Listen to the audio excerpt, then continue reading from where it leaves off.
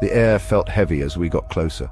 The Haveli stood tall in front of us. This wasn't just an old building, it was like something from a dream a long time ago. This place had secrets. We could feel them. I got chills, my arms got goosebumps. This place had a strong energy. People who lived nearby told stories, whispers of a family with a curse on them, stories of people disappearing suddenly, sad deaths, things no one could explain. This wasn't just a broken down building, it was like a light pulling us closer. We were here to face the unknown, to find out the truth, to face the Haveli's darkness. This wasn't my first time looking into spooky things. I've seen things that would make most people run away. But this place, this Haveli, it was different. The energy here was so strong, like a thick fog of mystery and fear. I could feel the history in its crumbling walls, the sadness deep inside its foundation. We were at the edge of the unknown, ready to go into the heart of the Haveli's mystery. I knew deep down that we might not find all the answers, but we were here to listen, to hear the stories these walls held, to connect with the echoes of the past. The Haveli was once beautiful, we could see that. Fancy carvings decorated its front, now they were old and worn. The courtyard, once a place of happiness and fun, was overgrown. Weeds grew through the cracked marble. The fountain, dry for a long time, stood like a silent guard. We walked through the arched doorway. Time seemed to stop. Dust danced in the little bits of sunlight. They came through the boarded-up windows. The air smelled like old things. It was a mix of dust, mildew, and something strange. We walked through the rooms. Each one showed how grand it once was. Faded silks hung on the walls.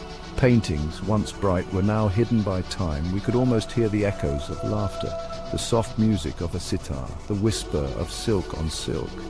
But these beautiful things only made the Haveli's current state seem sadder. There was a feeling of sadness in the air.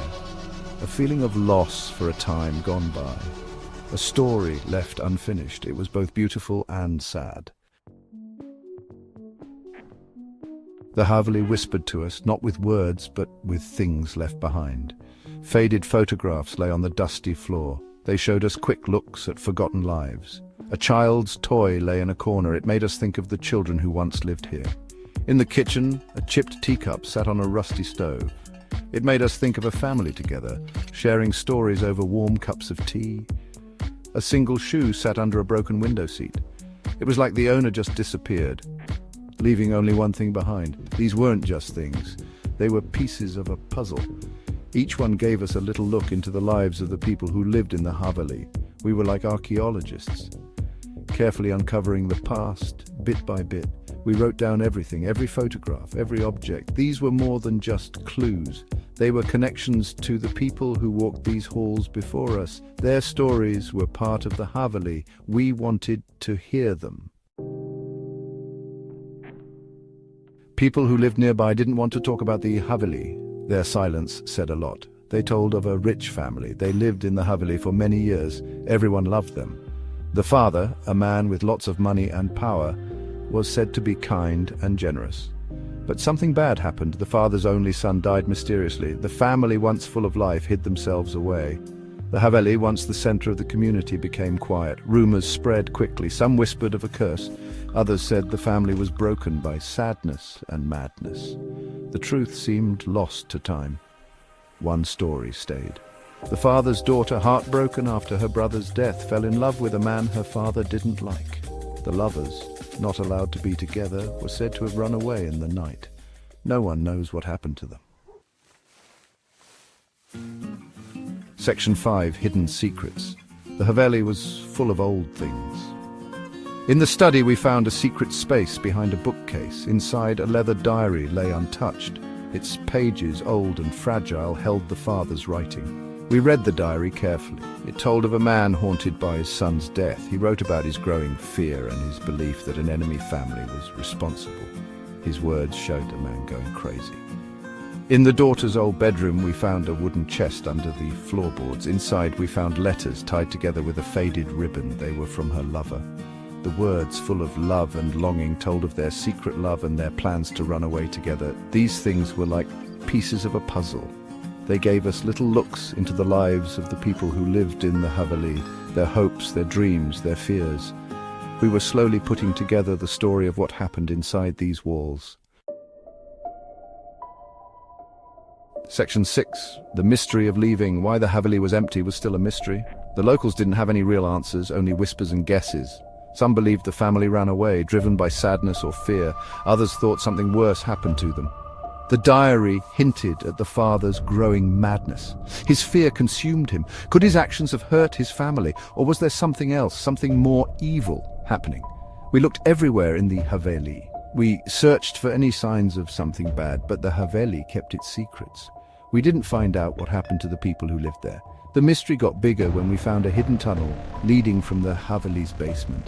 It went underground. We didn't know where. Was this a secret way out, or did it lead to something worse? Section 7. Echoes of being human. The Haveli was more than just a building. It was a place of memories, a reminder of how strong the human spirit is. As we walked through its empty halls, we felt very sad. We felt a longing for the lives that were once lived here. The stories we found weren't just about this Haveli. They were about what it means to be human. Love, loss, betrayal, madness. These were things that everyone feels, no matter the time or place. We felt connected to the people who walked these halls before us. We shared their happiness and sadness, their wins and losses. In their stories, we saw ourselves. The Haveli, in its silence, reminded us that life is short. It reminded us to enjoy every moment, because in the end, all we have left are our stories. Section 8, the Haveli's never-ending story. As we got ready to leave the Haveli, I felt like we were only just beginning. The Haveli held on to its secrets tightly.